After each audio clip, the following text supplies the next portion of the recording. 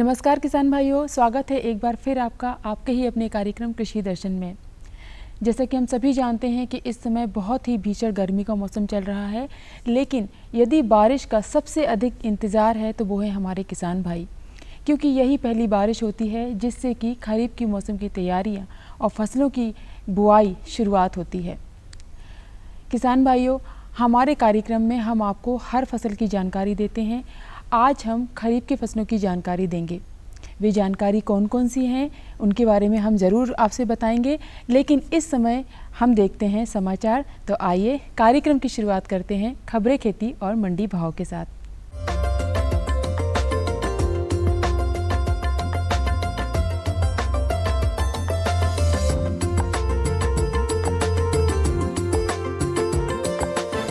नमस्कार किसान भाइयों, खबरें खेती में आपका स्वागत है। आइए नजर डालते हैं आज के कृषि की मुख्य खबरों पर। जून तक शुरू होगी बारिश, डिफॉल्टर किसानों को मिलेगा लोन। सोयाबीन की बोनी पर्याप्त नमी में करें, मेडागास्कर विधि से धान लगाएं, पीएसबी कल्चर के प्रयोग से लाभ। इस बार मॉनसून अरब सागर और बंगाल की खाड़ी से प्रवेश करेगा। मॉनसून के 24 से 26 जून तक पूरे प्रदेश में सक्रिय होने की संभावना है। इस बार मॉनसून सामान्य रहेगा, यह जानकारी मौसम केंद्र के निदेशक डॉक्टर अनुपम काश्यपी ने मीडिया से चर्चा में दी। राज्य सरकार ने डिफॉल्टर किसानों को दोबारा क्रेडिट नेट में शामिल करने के लिए समाधान योजना बनाने के निर्देश दिए हैं। इससे उन्हें क्रेडिट योजना का लाभ दोबारा मिलने लगेगा, जिससे वे जीरो ब्याज पर लोन लेने के पात्र होंगे। यह योजना वन टाइम समाधान की होगी। प्रदेश में डिफॉल्टर किसानों की संख्या करीब 6 लाख है, जो किसानों की कुल संख्या का 30% है।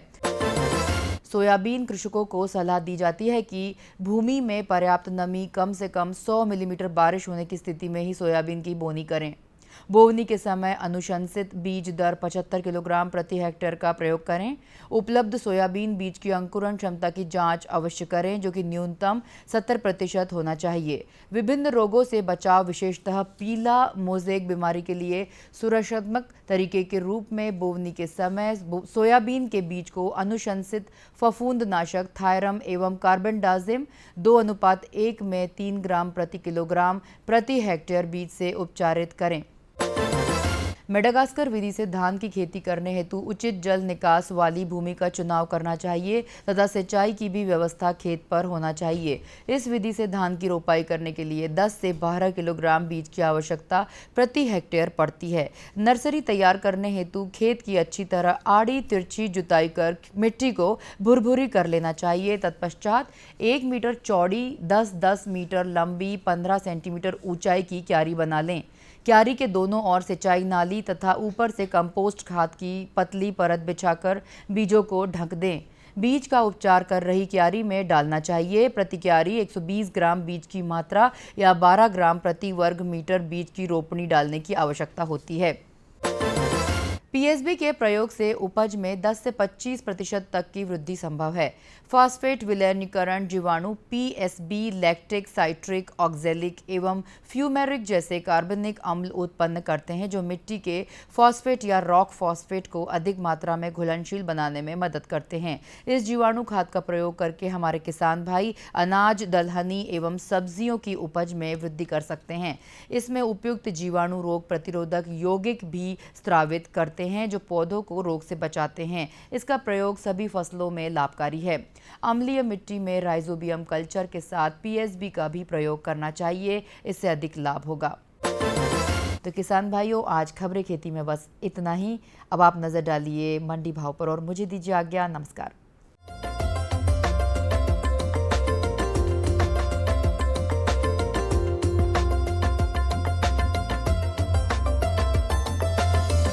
गेहूं के प्रति क्विंटल भाव इस प्रकार रहे। बड़नगर में न्यूनतम भाव 1505 रुपये रहा, अधिकतम भाव 1665 रुपये रहा। छिंदवाड़ा में न्यूनतम भाव 1585 रुपये रहा, अधिकतम भाव 1737 रुपये रहा।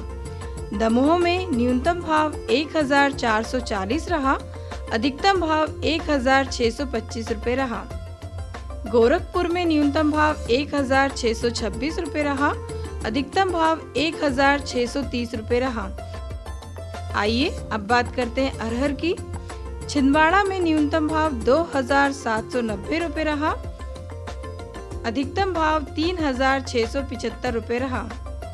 गुना में न्यूनतम भाव 2,400 रुपये रहा। अधिकतम भाव 2,855 रुपये रहा। सतना में न्यूनतम भाव 3,082 रुपये रहा। वहीं अधिकतम भाव 3,082 रुपये रहा। शेरपुर कला में न्यूनतम भाव 2,592 रुपये रहा। वहीं अधिकतम भाव 2,621 रुपये रहा। आइए अब बात करते हैं मूंग की। बीकन गांव में न्यूनतम भाव 3,900 रहा। वहीं अधिकतम भाव 4,450 रुपये रहा। गुना में न्यूनतम भाव 4,295 रुपये रहा। वहीं अधिकतम भाव 4,465 रुपये रहा। खाते गांव में न्यूनतम भाव 5,225 रहा।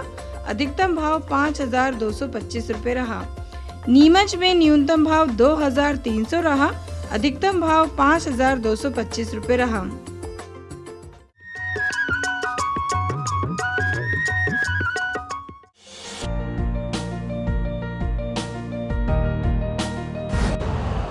यूरिया का स्वदेशी उत्पादन 70 लाख टन बढ़ाने के लिए 6 उर्वरक संयंत्रों का उद्धार किया जा रहा है। FCIL के गोरखपुर, सिंदरी, तलचर और रामागुंडम संयंत्र, HFCL की बरौनी इकाई और BVFCL की नामरू फोर्थ। सोने पर सुहागा ये है कि देश में अब बनेगा सिर्फ नीम लेपित यूरिया, क्योंकि इससे होगा किसानों का फायदा ही फायदा। अनाज का उत्पादन 10% तक बढ़ेगा। बढ़ेगी 10 से 15% नाइट्रोजन क्षमता।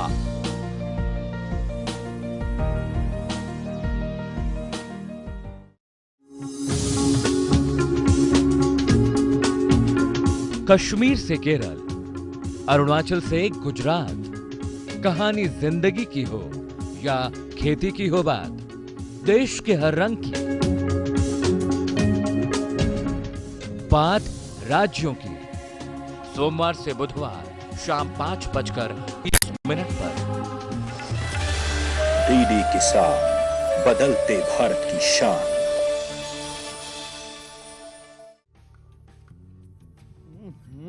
सब्जी में मसाला ज्यादा है। कितनी बार कहा है कि जितनी जरूरत हो बस उतना ही डाला करो। अरे मुझसे तो ऐसा कभी कभार होता है। और तुम जो हमेशा खेत में अनाप शनाप कीटनाशक डालते हो, उसका क्या?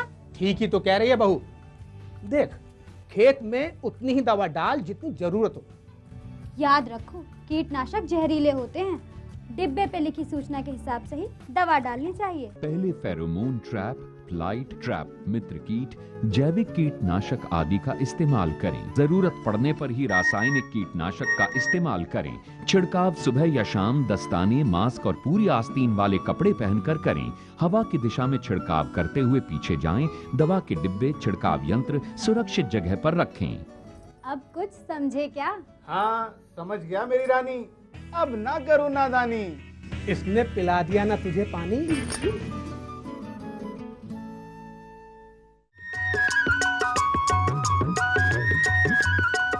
किसान भाइयों, आज हम आपको बताएंगे वर्णीय छिड़काव के बारे में। वर्णीय छिड़काव क्या है? जैसा कि हम सभी जानते हैं कि इस समय आने वाला समय है खरीफ की फसलों का, और खरीफ की फसलों में यदि हम अपनी फसलों को गुणवत्ता युक्त बनाना चाहते हैं तो उनमें पोषक तत्वों का सही तरीके से छिड़काव करना बहुत आवश्यक है। यदि हम पोषक तत्वों का उपयोग छिड़काव के माध्यम से करते हैं तो निश्चित तौर पर हमारी फसलें गुणवत्ता युक्त होती हैं और साथ ही साथ आपको भी बहुत अधिक लाभ प्राप्त होता है। पोषक तत्वों का सही तरीके से छिड़काव किस प्रकार करा जाता है, आइए आज इसी विषय पर हम जानकारी लेंगे हमारे विशेषज्ञ डॉक्टर संदीप टोडवाल से। वर्णीय छिड़काव के लिए जो हम इसके महत्व की बात करते हैं, इसका महत्व इस प्रकार से भी है कि इससे हमारे जो आज महंगे उर्वरकों का उपयोग कर रहे हैं, जो अधिक मात्रा में उपयोग करने की आवश्यकता पड़ती है, उसमें ये वर्णीय छिड़काव के लिए कम उर्वरकों का उपयोग करके ही हम बहुत अच्छा फसलों में उत्पादन ले सकते हैं। इससे लागत नियंत्रित होती है, साथ साथ मौसम का परिवर्तन हो रहा है, इसमें फसलों पे जो नुकसान हो रहा है उससे बचने के लिए आवश्यक है कि हम फसलों में पोषक तत्व की पूर्ति के लिए इस प्रकार से पन्नी छिड़काव करें। इसके साथ साथ लागत नियंत्रण तो हो ही रही है और हमारे खेत में इस प्रकार से पन्नी छिड़काव करने पे जो हमारी फसलों में अच्छा से अच्छा उत्पादन लेने की बात है, फसलों की गुणवत्ता बढ़ाने की बात है, ये चीज़ भी हमारे सामने देखने को मिलती है। आजकल इसका महत्व दिन प्रतिदिन बढ़ रहा है, किसान भाई भी स्वयं ही इस प्रकार से पन्नी छिड़काव को अपना रहे हैं। इस प्रकार से अगर हम इसमें बात करते हैं पन्नी छिड़काव के लिए किस प्रकार से हम उर्वरकों का या पानी में घुलनशील उर्वरकों का उपयोग हम अपनी फसलों के लिए कर सकते हैं। देखिए, जहाँ इस पर बात आती है कि पन्नी छिड़काव में हम किस प्रकार से पानी में घुलने वाले उर्वरकों का उपयोग करें, तो इसमें हमारे बाज़ार के अंदर यदि हम मुख्य पोषक तत्व नाइट्रोजन, फास्फोरस, पोटाश के लिए यदि पन्नी छिड़काव की बात कर रहे हैं तो पानी में घुलनशील उर्वरकों में NPK 19-19-19 बाज़ार में उपलब्ध है, NPK 18-18-18-18 जिसमें नाइट्रोजन, फास्फोरस, पोटाश तीनों ही 18-18% मात्रा में है। इसके साथ साथ हमारे क्षेत्र में NPK 0-52-34 0-52-34 में नाइट्रोजन नहीं है लेकिन फास्फोरस और पोटाश दोनों उपलब्धता है। इसके बाद हमारे क्षेत्र में जो किसान भाई उपयोग करते हैं 13-0-45 और 00-50 00-20 ये इस प्रकार से पानी में घुलनशील उर्वरक बाज़ार में उपलब्ध हैं। जहाँ उनके उपयोग की बात आती है, जहाँ हम अपने खेत में वृद्धि की अवस्था में अगर किसी भी फसल के लिए बात करते हैं 30 रोज़ की अवस्था से लेकर 60 रोज़ की अवस्था तक यदि हम अपने खेत में किसी भी फसल में पन्नी छिड़काव के लिए यदि पानी में घुलनशील उर्वरक की बात करते हैं तो इसके लिए NPK 19-19-19 या NPK 18-18-18 1 किलो प्रति एकड़ के मान से हम अपने 1 एकड़ खेत में उपयोग करेंगे। मतलब इसका मतलब है कि एक टंकी में 100 ग्राम मात्रा NPK की लेके हमें 10 टंकी अपने खेत में छिड़काव करना है पत्तियों के ऊपर। या यदि किसान भाई पावर स्प्रे का उपयोग करते हैं तो 200 से 250 ग्राम NPK की मात्रा एक पंप में लेके छिड़काव होना है। जहाँ पे हमें लगता है वृद्धि की अवस्था तो अच्छी है लेकिन फसलों में फास्फोरस या पोटाश तत्व की आवश्यकता को देखते हुए हमें पन्नी छिड़काव करना है जो 65 से 70 रोज़ की अवस्था में रहता है, तो उस स्थिति में NPK 0-52-34 बहुत अच्छा उसका प्रभाव हमारी फसलों के लिए देखने को मिलेगा। इसका भी हम 1 किलो प्रति एकड़ के मान से फसलों के ऊपर पन्नी छिड़काव करेंगे। साथ साथ जहाँ पे 13-0-45 की बात है, जहाँ पे हमें लगता है कि फसल की वृद्धि की अवस्था है, जहाँ नाइट्रोजन की भी थोड़ी सी कमी आवश्यकता है और पोटाश की आवश्यकता है, हम 13-0-45 का उपयोग करेंगे 1 किलो प्रति एकड़ के मान से। इसके बाद जहाँ हम बात करते हैं 00-50 या 00-20 की, ये उस अवस्था के लिए आवश्यक है जब फसल की वृद्धि हो चुकी है, फसल में दाने लग चुके हैं और उसके बाद दाने भराव की स्थिति बाकी है, तो दानों की गुणवत्ता बढ़ाने के लिए ये 00-50 बहुत अच्छा पोषक तत्व देने के लिए, पन्नी छिड़काव के लिए बहुत अच्छा पानी में घुलनशील उर्वरक है। इसमें देखिए, हमारे क्षेत्र में जहाँ अधिकांश किसान भाई सोयाबीन लगा रहे हैं वहाँ पे जहाँ हम बात करते हैं उसमें उर्वरक देने की नाइट्रोजन, फास्फोरस, पोटाश तीनों ही आवश्यकता है, लेकिन सामान्यतः किसान भाई पोटाश उर्वरक का उपयोग नहीं कर पाते, तो वहाँ पे 00-50 का उपयोग हम करें तो काफ़ी अच्छा हमारी फसल में लाभ देखने को मिलता है। इसके साथ साथ जहाँ हम सब्जी वाली फसलें की बात करते हैं, जहाँ किसान भाई लहसुन लगा रहे हैं, प्याज लगा रहे हैं, उस स्थिति में फसल की बढ़वार के पश्चात जब 60-65 रोज़ की अवस्था रहती है, हम अपने खेत में 0-52-34 जिसमें फास्फोरस और पोटाश है इसका उपयोग 1 किलो प्रति एकड़ के मान से करें। कई स्थानों पे हम देखते हैं कि हमारी फसलों में जिंक की कमी देखने को मिली है। अगर फसलों में जहां गेहूं में, धान में या दूसरी फसलों में जिंक की कमी के लक्षण देखने को मिलते हैं, वहां 0.5% जिंक सल्फेट का पन्नी छिड़काव भी किया जा सकता है। बोरान का जहाँ किसान भाई टमाटर लगा रहे हैं, देखने को मिलता है कि टमाटर में क्रैक्स आ रहे हैं, फट रहे हैं, तो इस स्थिति में वो बोरान की कमी के कारण होता है, तो उस पर हम 0.1% का बोरेक्स का स्प्रे भी कर सकते हैं, जिसका किसान सीधा लाभ ले सकते हैं। साथ साथ कई बार होता है किसान बोलते हैं कि पानी में घुलनशील उर्वरकों की उपलब्धता नहीं हो पा रही है, ऐसी स्थिति में हम अपनी फसलों में, सभी फसलों में यूरिया का और DAP का भी पन्नी छिड़काव के रूप में उपयोग कर सकते हैं। लेकिन देखिए, जहाँ बात आती है यूरिया का पन्नी छिड़काव का उपयोग, वहाँ पे हम यूरिया के लिए हम 2% का घोल बनाने की बात करते हैं, मतलब 100 लीटर पानी में 2 किलो यूरिया जो है उपयोग कर हम उसका पौधों के ऊपर पन्नी छिड़काव करते हैं, तो उससे सीधी नाइट्रोजन पोषक तत्वों की पूर्ति होती है।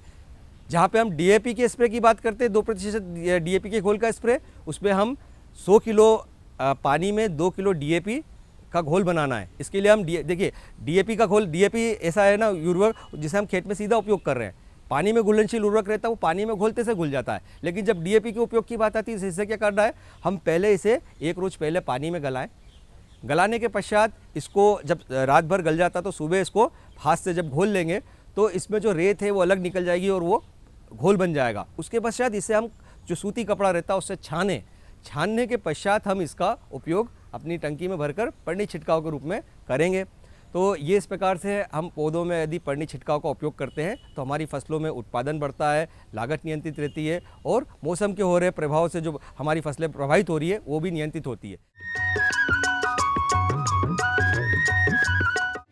आत्मा योजना से मिले तकनीकी ज्ञान, उन्नत कृषकों को सम्मान। किसान भाइयों, मध्य प्रदेश आपके परिश्रम और लगन से अब है देश का सर्वश्रेष्ठ कृषि राज्य। इसीलिए लगातार कृषि कर्मण अवार्ड प्राप्त होने की आप सभी को बधाई। किसान कल्याण तथा कृषि विकास विभाग की विभिन्न योजनाओं के साथ आत्मा योजना से आपको मिलते हैं कई तरह के लाभ, उन्नत कृषि तकनीकों और विविधतापूर्ण खेती की जानकारी, समस्याओं के समाधान प्राप्त करने के अवसर, ग्राम स्तर से जिला स्तर तक कृषि योजना निर्माण में भागीदारी, किसान मित्रों के रूप में स्थानीय कृषि सलाहकार, फार्म स्कूल, कृषि उद्यमिता को प्रोत्साहन। किसान भाइयों के लिए खुशखबरी, उन्नतशील कृषक एवं कृषक समूहों को सम्मानित करने के लिए विकास खंड स्तर, जिला स्तर और प्रदेश स्तर पर दिए जाने वाले नकद पुरस्कार और उत्कृष्टता अलंकरण से जुड़े। अपने कार्यों का विवरण देने तथा पंजीयन करवाने के लिए नजदीकी कृषि कार्यालय से संपर्क करें। कौन कौन सी हैं सरकारी योजनाएं? कैसे उठाएं इनका लाभ? जानिए अपने गांव का हाल। देखिए चौपाल चर्चा सोमवार से शुक्रवार सुबह 9 बजे। डीडी किसान, बदलते भारत की शान। न रुकेगा तू, न झुकेगा तू, कमर कस और सीना तान ले, एक बात बस गांठ बांध ले, बदलाव की तान साध ले। हरियाली खेतों में झूमेगी, खुशियां तेरे कदम चूमेगी। कुछ सीख नया, कुछ सिखा तू, है फौलादी दिखा तू, कमर कस और सीना तान ले, एक बात बस गांठ बांध ले, बदलाव की तान साध ले।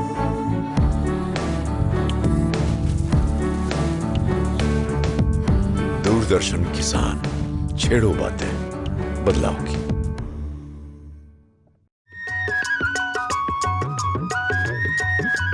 बहुत अधिक लगन और मेहनत के साथ कृषि कार्य करने वाले को कहते हैं सफल किसान।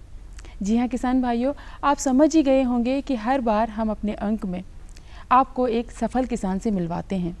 आज भी ऐसे ही हम कृषक से मिलवाने वाले हैं, तो चलिए सुनते हैं उनकी सफलता की कहानी, उनकी जुबानी। हमारे साथ हैं ग्राम माजरकुई, तहसील रेहटी, जिला सीहोर के एक नौजवान किसान जो हमें जानकारी देंगे कि पढ़ लिख कर हमें खेती क्यों करना चाहिए और जैविक खेती से क्यों हम अधिक लाभ कमा सकते हैं। रघुवंशी जी, आपका कार्यक्रम में स्वागत है जी। आप हमें सबसे पहले जब बता दें कि आप खेती की तरफ ही क्यों गए, पढ़ लिख के, और नौकरी तरफ क्यों नहीं गए? हम पहले नौकरी के लिए मैं अप्लाई किया था, तो नौकरी हमें मिल रही थी 6-7 हज़ार की। नौकरी में हमने देखा कि हम बाहर रहेंगे तो नौकरी में हमें 6-7 हज़ार में कुछ नहीं बच पाएगा। अब ज़मीन है अपने पास तो क्यों ना अपन अपनी ज़मीन में खुद जाके करें। अब पिताजी तो क्या करते थे, उन्होंने पुरानी पद्धति से अच्छा DAP मार दिया, यूरिया मार दिया, तो वो क्या हमें बहुत महंगी खेती पड़ रही थी। तो यहाँ KVK से संदीप सर ने जाके हमें थोड़ा सा जानकारी दी कि आप क्यों ना जैविक खेती करा जाए। तो मेरे यहाँ मैंने वर्मी कंपोस्ट लगाया। आज मेरे को ये साल भर हो गया इस KVK से जुड़े हुए, और संदीप सर ने मुझे जो जानकारी दी KVK से जैविक खाद की। तो आज हम क्या करते हैं, पहले पिताजी हमारे 2 बोरी DAP और 4 बोरी यूरिया एक कुंटल 1 एकड़ में जाता था अपना। हाँ, तो और बीज भी हम क्या करते थे, 1 एकड़ में 1 कुंटल डालते थे। तो हम बीज भी अब क्या करते हैं, सर तो बताते हैं 45 किलो, तो हम क्या करते हैं थोड़ा सा अपनी तरफ से बढ़ा देते हैं उसको 50 किलो या 60 किलो पर एकड़। हमें बीज भी बच गया। इसके बाद फिर हम जैविक खाद डालते हैं तो हमें DAP बच जाता है। अभी हम क्या शुरू में DAP एकदम से कम नहीं कर रहे हैं। पिताजी हमारे 2 बोरी मारते थे, आज मैं 1 बोरी मार रहा हूँ। 1 बोरी DAP मिलाता हूँ और अपनी 2 बोरी यूरिया, जिसमें हम धीरे धीरे यूरिया भी कम करते जा रहे हैं, तो हमें यूरिया का बचत हुई। आप हमें ये और बता दें, अभी आपने वर्मी कंपोस्ट के बारे में बताया जी, ये कैसे तैयार करते हैं और इसका उपयोग कैसे करते हैं? ये वर्मी कंपोस्ट हमें यहाँ से जैविक वर्मी कंपोस्ट दिया हुआ है, तो ये सर ने दिया। उसमें फिर हम क्या करते हैं, पहले अपना जो घोड़ा पड़ा हुआ है उसको पैकेट में पूरा डाल देते हैं, तो वो करीबन बन जाता है अपना 10 कुंटल के करीब गोबर जो अपना पुराना रखा हुआ है, नया नहीं डालते हैं उसमें कभी भी, क्योंकि नया डालेंगे तो अपने क्या केचुए मर जाते हैं, वो क्या भाप के द्वारा गर्म बना रहता है। तो पुराना जो अपना गोबर का पुराना ढेर लगा हुआ है उसको हम उस पैकेट में डालते हैं। उसके बाद उसमें हर रोज़ हम 2 बाल्टी पानी छींटते हैं ताकि अपने केचुए मरे नहीं। बाकी अधिकतर हम केचुए इसका उपयोग कैसे करते हैं? जैसे आपने तैयार कर लिया, हाँ, तैयार कर लिया, खाद तैयार कर लिया और कंपोस्ट तरीके से अलग करते हैं, वर्मी कंपोस्ट अलग होता है। हाँ, तो इसको खेत में कैसे, इसका उपयोग कैसे करते हैं? इसका उपयोग हमने अभी मिला के गेहूँ बोया है मैंने। अच्छा, जिसमें क्या DAP की मात्रा मैंने कम कर दी है। उस एक एकड़ में मैंने यही प्रैक्टिकल करके देखा है। इसके बाद धीरे धीरे मैं आगे बढ़ाता जा रहा हूँ। मेरे 2-3 कंपोस्ट तैयार हो चुके हैं। ये खाद हमें जैसे मैंने इसको करा था नवंबर से पहले उधर, तो 2 महीना 2.5 महीने में ये खाद हमारा तैयार हो गया था पहले वाला। तो पहला मैंने बोरी में निकाल के रख दिया था ये बोनी के लिए, ताकि इस बोनी में मैं मिला के बो सकता हूँ। तो इसको हम निकालते हैं जब 2.5 महीने में ये बिल्कुल अपने जैसे चाय पत्ती होती है, चाय पत्ती का भुरभुरा खाद जैसा हो जाता है ये चाय पत्ती जैसा। तो इसको हम निकाल के बोरी में रखते हैं और बोरी पे से निकाल के अपने बीज जो है उसको बीज के साथ मिला के सीडल से हम बो देते हैं, जिससे मेरे DAP की मात्रा कम हो गई, इससे हमें बेनिफिट मिल गया। एक बात और बता दें, अपन प्रति एकड़ की बात कर रहे हैं जी, तो प्रति एकड़ आपको कितनी लागत आ जाती है इस रबी मौसम में और कितना उससे आमदनी हो जाती है? अब इसमें हमें एवरेज में तो गेहूँ अपना हम 18 कुंटल पर एकड़ काट रहे हैं। तो इसमें और बाकी पहले DAP में हम क्या करते थे, रासायनिक खाद में 20 कुंटल 22 कुंटल, तो वो हमारी लागत कम करके दोनों देखा जाए तो हमें बराबर बेनिफिट हो गया। लागत भी कम हुई और पैदावार हमारी वही 18 का एवरेज मिला, तो हमें पैदावार में वही बेनिफिट हो गया। आपके पास सिंचाई के कौन कौन से साधन हैं? ट्यूबवेल है हमारे पास, 2 खेत में ट्यूबवेल है और एक में कुआं है। सिंचाई का तरीका कौन सा है, कैसे आप सिंचाई करते हैं? एक खेत में तो हम स्प्रिंकलर से लगा देते हैं, चिड़िया से पानी अपना स्प्रिंकलर। बाकी अदर खेत में ये बड़े से खींचते हैं, ट्रैक्टर से बड़ा खींच कर पानी दिलवा देते हैं पाइप के माध्यम से। बहुत बहुत धन्यवाद रघुवंशी जी। ये श्रेष्ठ किसान हैं, ये सारी तकनीक जानते हैं जो हम कृषि दर्शन कार्यक्रम के माध्यम से पूरे देश नहीं पूरे प्रदेश और दुनिया के और लोग भी देख सकते हैं। हमें उम्मीद है जानकारी से आप भी लाभ लेंगे।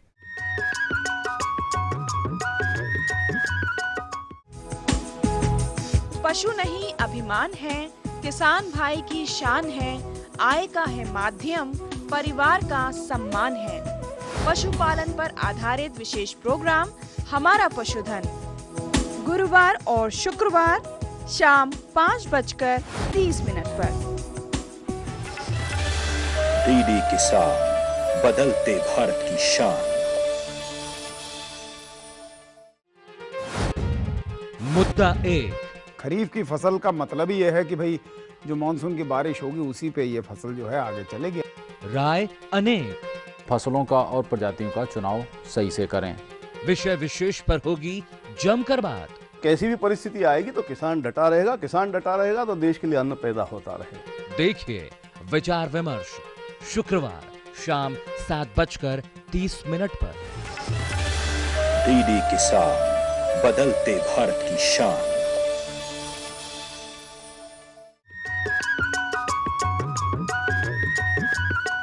तो किसान भाइयों, ये था हमारा आज का अंक। हमें उम्मीद है ये अंक आप सभी को बहुत पसंद आया होगा।